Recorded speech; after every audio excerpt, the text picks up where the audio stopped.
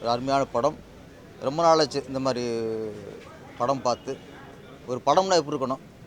சமீபத்தில் நிறையா ஒரு திரைக்கதை சரியில்லாத படம் நிறையா வந்துருந்துச்சு. அந்த நேரத்தில் ஒரு கரெக்டான கதை, கரெக்டான திரைக்கதை, சரியான வசனம், அப்புறம் நல்ல மெசேஜ் அதிகாரங்கிறது யாருக்கு பயன்படணும்?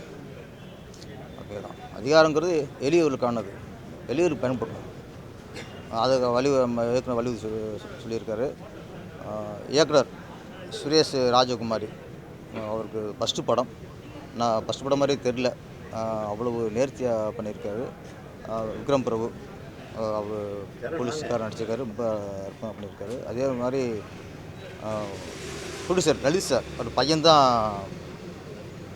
லீட் ரோல் பண்ணியிருக்காரு. அதில் அக்ஷய்குமார் அவரும் ரொம்ப அற்புதமாக பண்ணியிருக்காரு.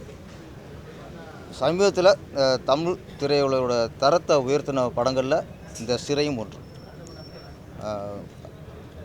ஏற்கனவே படம் ரிலீஸ் ஆகி நல்ல வெற்றியிடமாக போயிருக்கு. ஒன்றே தெரிஞ்சு வச்சு, நம்ம தமிழ் மக்கள் நல்ல படத்தை, சரியான படத்தை கொடுத்தாங்கன்னா கண்டிப்பாக வெற்றியடைய வைப்பாங்கிறது இந்த படம் சிறையும் அதுக்கு உதாரணம்.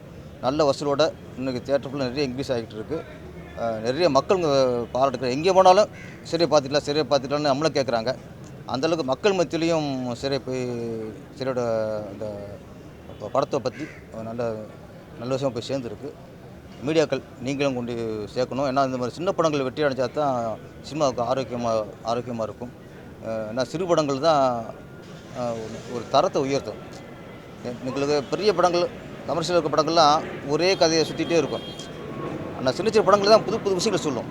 நல்ல ஒரு புரட்சிகரமான கருத்துக்களை சொல்கிறது, புது விஷயங்களை சொல்கிறது, வித்தியாசமான விஷயங்களை சொல்கிறது, அத்தியாவசிய விஷயங்கள் சொல்கிறது எல்லாமே சிறிய படங்கள் தான். நம்மள அந்த சிறிய மாதிரி சிறிய படங்கள் வெற்றி நம்ம தமிழ் திரையுலகுக்கு இன்னும் தூக்கி நிறுத்துது.